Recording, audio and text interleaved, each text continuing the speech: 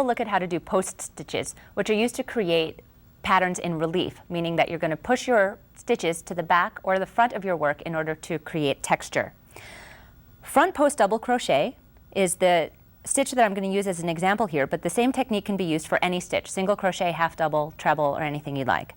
What you're going to do is yarn over as usual, and instead of inserting your hook into the stitch, you're going to insert your hook around the post of the stitch from the previous row. That's this stitch right here.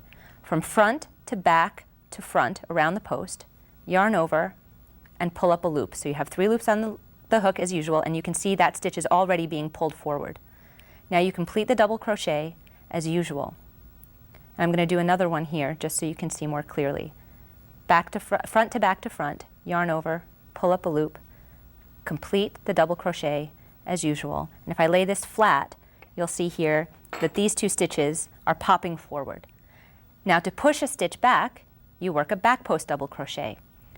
Yarn over as usual, and instead of going the direction we did before, you insert your hook from back to front to back around the post of the stitch from the previous round or row, pull up a loop, and complete your double crochet as usual. And you can see that this stitch already is being pushed to the back of your work. Now let's show that again. Yarn over, insert your hook from back to front to back, yarn over, pull up a loop, and make sure you pull up the loop to the back of your work, and complete the double crochet. That is how to do the 2 most basic post stitches in crochet. Continue knitting daily every day by joining the online Knitting Daily community and receive a free newsletter 5 times a week, filled with step-by-step techniques, inspiring reader-contributed stories, and free patterns. It's about knitting all the time. KnittingDaily.com